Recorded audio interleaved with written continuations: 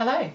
Today I'd like to talk to you about how to put a straight flange, narrow flange, inserting it into some fabric, into a seam basically. And so what I've done here is I've got 3 different width strips of my background fabric, and I've got 3 different colours here, and these actually are what we call a little flange. And that, can you see that actually is just a little bit, it's a little bit like a piece of piping, if you know what piping is, but it doesn't have a cord or anything in it. It really is just a folded piece of material inserted in at the time of the seam. But you can have a lot of fun. You can use them to emphasize things where you just want just a hint of color rather than a larger piece that you've seamed in and things, because if you're trying to seam something that small, you're going to run into other problems with your seam allowances and things like that. So I just thought I'd show you how to achieve that.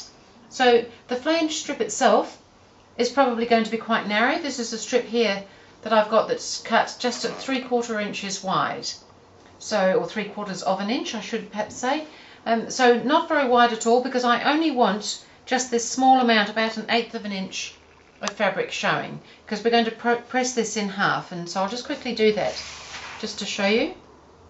So this is 3/4 of an inch wide, and I just want to fold those long edges together and press that over. So this is a little bit tedious to be folding like this, but it's a lot of fun at the end of the day when you can just add these little hints of colour. You can add it in with other patchwork, or you might be just doing it on its own. You might be doing it at a border. There's kind of a lot of things. There's different types of flanges. I have on another video shown you how to make a flanged cushion, which is quite different to this. And this flange word is always nice. They use flanges in car motors, I believe, and who knows where else flanges are used. But so I folded that over, and so I've got raw edges and a fold. And so what I'm going to do now is find some random strips of fabric. I've just got some bits here. These are 3 different widths because I didn't want them to be all the same. You could have them all the same.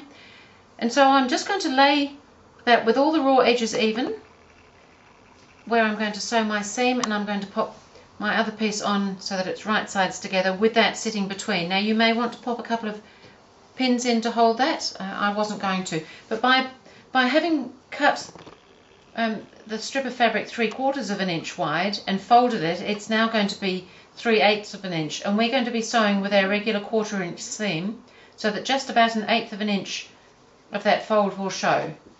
So then I'm going to go to the machine and sew with my 1/4 inch seam allowance, including that folded strip, so that all the raw edges are level. So if you haven't pinned, like I haven't, you just want to make sure that it's still sitting just where you want it as you're sewing.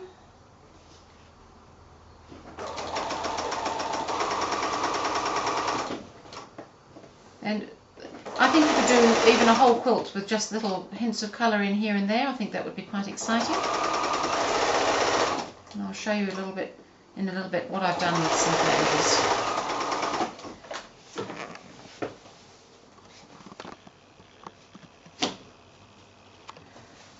So I might quickly press that so you can see how that's going. So I'm just going to press that now so that the seam goes in one direction. So I'm going to lay that down and press. The flange is coming towards me, and the seam and the top piece of fabric is going away from me, so that I get a nice fold there and a nice little tiny hint of colour down my seam there. So I'll quickly pop another one in so that you can just get the hang of that. I've got this other colour here. So again, I've got this one is already folded, ready to use. So I'm going to lay that along that edge, and I'm going to lay my other strip of fabric on top, right sides together, go to the machine and just do my 1/4 inch seam allowance again. And then I'll just quickly show you what else you might do. It's quite nice just to emphasize little things in a quilt where, as I said, you only want just a hint of something, not a great bold piece of fabric.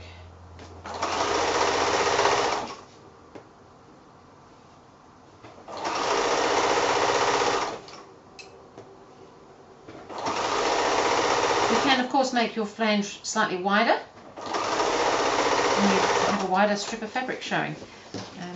I only wanted a narrow hint of colour.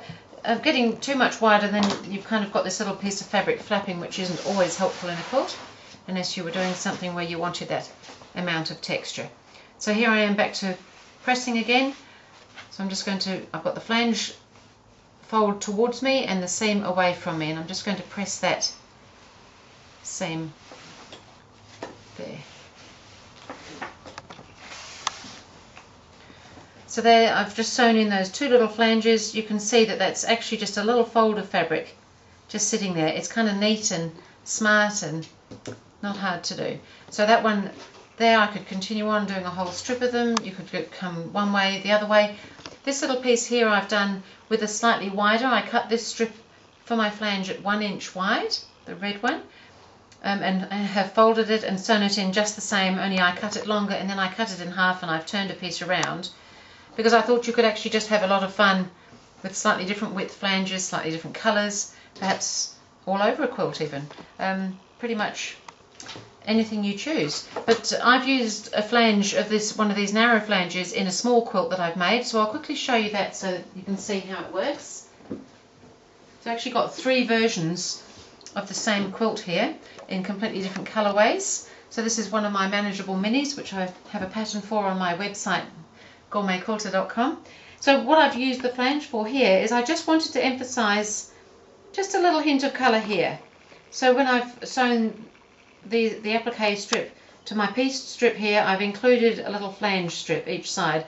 I just thought it helped bring out the colour, and even on this one I've done the same thing, just with a little aqua colour. It just added a little hint of something. I wasn't trying to make a big deal of it, but I felt it just added a little something.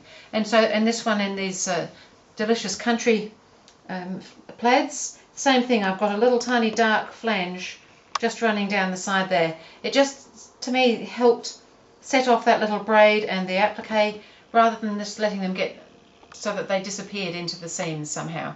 So that was my idea for using a small flange, or you could use it quite differently, where you're using it as a really statement in some fabrics like I've done here. There's other ways of using flanges, but we might have a look at those another day. Thank you.